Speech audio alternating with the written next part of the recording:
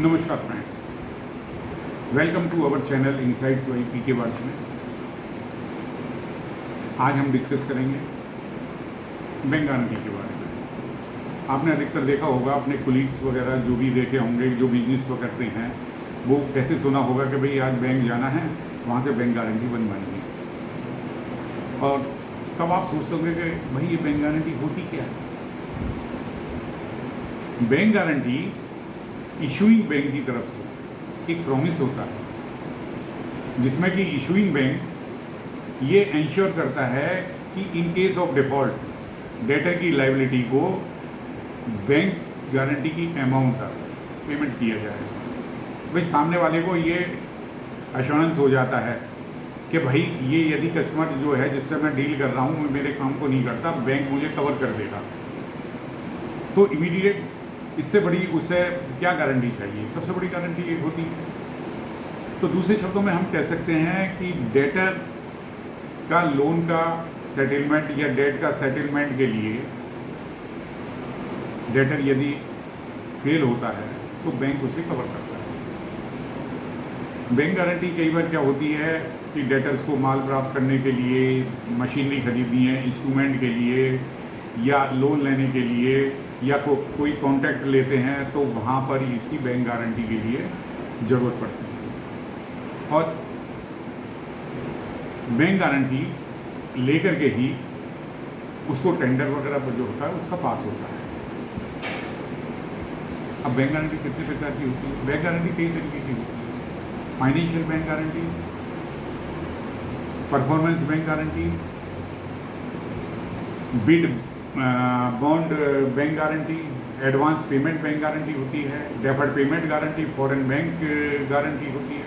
लेकिन यहाँ हम जो डिस्कस करेंगे मेनली जहाँ हमारा अधिकतर डील होता है, that is the financial bank guarantee और performance bank guarantee. Financial bank guarantee क्या होती है? Financial bank guarantee only for the purpose of the financial obligations. और परफॉर्मेंस बैंक गारंटी होती है स्पेशल पर्पज के लिए, से obligation in the case of the contracts. Contract के केसेस के लिए performance bank guarantee specialize purpose के लिए इशू होती है। अब जब बैंक गारंटी बैंक इशू करता है तो उसके लिए मार्जिन रखता है। 100% बैंक मार्जिन रखेगा एफडी के रूप में। तो वो कस्टमर उसे एफडी बना करके देता है, बनवा करके, तो वो 100% बैंक गारंटी हो जाती है। कई बार आपने देखा होगा कि कस्टमर्स की लिमिट्स होती हैं बैंक गारंटी की, तो उसमें लिमिट अकॉर्डिंग टू लिमिट 30 और 40% के उसके मार्जिन के रूप में एफडी होती है, तो as per the terms of the banks. तो उतनी की बैंक गारंटी के लिए एफडी बनवा करके इशू होती है। अधिकतर मोस्टली केसेज में 100% बैंक जो है गारंटी 100% एफडी के अगेंस्ट में इशू करते हैं। अब जब बैंक गारंटी के लिए बैंक अपने चार्जेस भी देता है, 1 साल के लिए, 2 साल के लिए, 3 साल के लिए, जितने की होती है उसके लिए एज पर बैंक्स नॉर्म्स जो है बैंक उसके लिए चार्जेस भी लेता है। अब क्वेश्चन ये पैदा होता है, क्वेश्चन अराइजेज कि क्या क्या डॉक्यूमेंट चाहिए बैंक गारंटी के लिए। बैंक गारंटी के लिए कस्टमर को एक तो रिक्वेस्ट लेटर देनी होगी कि भाई मुझे बैंक गारंटी चाहिए। कस्टमर का एक अकाउंट होना चाहिए, आइदर सेविंग और करेंट। कैश क्रेडिट भी हो सकता है, वो भी है। एक एप्लीकेशन बैंक गारंटी के फॉर्म होगा। बैंक गारंटी में क्या क्या लिखा जाएगा? बैंक गारंटी लेटर होता है, supported by the evidence. Evidence मतलब कोई एग्रीमेंट लेटर हो या टेंडर की कॉपी एक होती हो, टेंडर की टर्म्स कंडीशंस वगैरह की जो उसके बारे में। एक स्टैम्प पेपर रिक्वायर्ड होता है, और स्टैम्प पेपर जो होता है as per the state stamp act के अकॉर्डिंग। हर स्टेट में अलग अलग स्टैम्प ड्यूटी होती है, उसके अकॉर्डिंग वो वहाँ उसको ज़रूरत होती है। कस्टमर के लिए एक काउंटर बैंक गारंटी की भी ज़रूरत होती है। कस्टमर जो है बैंक को साइन करके वो देता है, supported by the stamp paper. दोबारा फिर रिपीट करेंगे अगेन कि स्टैम्प पेपर जो है उसकी कितने का होना चाहिए as per state laws act. Stamp act होता है स्टेट का, हर स्टेट का वो होती है। एक मार्जिन मनी के रूप में जो 100% अभी हमने बताया, या as per bank terms and condition जो भी है तो वो मार्जिन मनी की एफडी चाहिए, endorse with revenue stamp. FD के पीछे बैक साइड में रेवेन्यू स्टैम्प लग करके कस्टमर के साइन हो करके वो होता है, that is called the endorse. और एक letter of set off customer के लिए वो लेना पड़ता है। ये डॉक्यूमेंट्स हम देंगे, बैंक कस्टमर ऑफिशियल्स को आप कस्टमर देगा जिसको बैंक गारंटी की रिक्वायरमेंट है, तो बैंकर जो है वो उसको बैंक गारंटी देंगे। और साथ में बैंकर्स की जो भी चीज़ है, एक चीज़ जाननी और जरूरी है यहाँ पर कि क्या बैंक गारंटी रिफंडेबल है।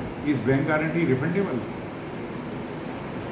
जैसे ही एप्लीकेंट स्टिपुलेटेड टाइम के अंदर सेलर को अपने ड्यूज का पेमेंट कर देता है तो bank guarantee null and void हो जाती है। मतलब कस्टमर का जैसे भी काम हुआ है, सेलर के जो भी उसका काम कंप्लीट हुआ तो वो जो है वहाँ से एक लेटर होता है कि लेकर के कि भाई बैंक गारंटी का हमारा कॉन्ट्रैक्ट पूरा हो गया है, अब बैंक गारंटी रिलीज़ की जा सकती है। तो उस केस में वो कस्टमर जो है बैंक को लेकर के आएगा और bank guarantee null and void हो जाती है। बैंक गारंटी को कंटीजेंट लायबिलिटी के रूप में दिखाया जाता है और बैंकर्स जो कस्टमर की बैलेंस शीट बनती है वहाँ फुट नोट्स में नीचे की तरफ में दिखाया जाता है।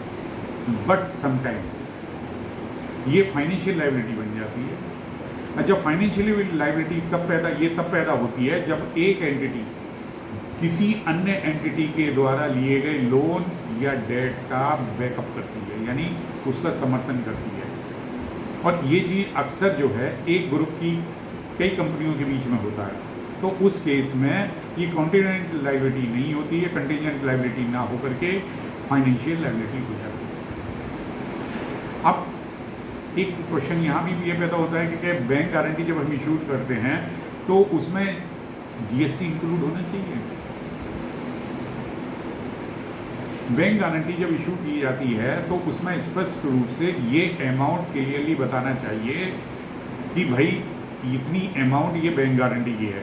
और यदि टीनेंट आपको लीज के तहत में रेंट या अदर पेमेंट पर जीएसटी का रिम्बर्समेंट करता है, वो कर रहा है, तो गारंटी की जो अमाउंट होती है उसमें जीएसटी की अमाउंट इंक्लूड करना होनी चाहिए और ये स्पष्ट रूप से बैंक गारंटी में उसका उल्लेख भी होना चाहिए। जब हम एक बैंक गारंटी इशू की जाती है तो उसमें क्लेम पीरियड भी होता है। क्लेम पीरियड 3 महीने का, 6 महीने का, 12 महीने तक का भी हो सकता है। ये एप्लीकेंट और बेनिफिशियर, जो बेनिफिशियरी होगा और एप्लीकेंट होगा, उन दोनों के म्यूचुअल अंडरस्टैंडिंग के द्वारा ये होता है। क्लेम पीरियड एक्सपायरी पीरियड होता है कि बैंक गारंटी इतने पीरियड की बन रही है, एक्सपायर हो गई, उसके बाद में एक क्लेम पीरियड भी दिया जाता है। अब what happens when bank guarantee expires? जब बैंक गारंटी कोई एक्सपायर हो गई और विद इन स्टिपुलेटेड पीरियड के बीच में इन्वोक नहीं हुई और क्लेम पीरियड के बाद में ओरिजिनल बीजी वापस आनी चाहिए बैंक के पास में विद सामने वाले का जो लेटर है उसके साथ में कि भाई ये बैंक गारंटी ये इसको रिलीज़ किया जाए, ये काम हो गया, नल एंड वॉइड हो गई है, इसको मार्जिन मनी रिलीज की जाए। यदि ये लेटर नहीं आता है तो बैंक को क्योंकि ओरिजिनल बीजी भी चाहिए होती है, तो बैंक क्या करेगा कि बेनिफिशियरी को 2 या 3 रजिस्टर्ड लेटर भेजेगा कि भाई आपकी बैंक गारंटी जो हमने इशू की थी ये इस पीरियड को एक्सपायर हो गई है, इसका क्लेम पीरियड भी ओवर हो गया है, तो you are kindly requested to return the bank guarantee so that we may release the margin money to the applicant.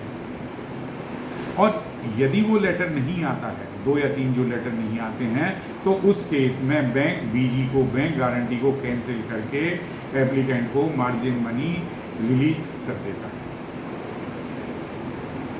और वो पैसा, उसके मार्जिन मनी का पैसा एप्लीकेंट के अकाउंट में क्रेडिट हो जाता है।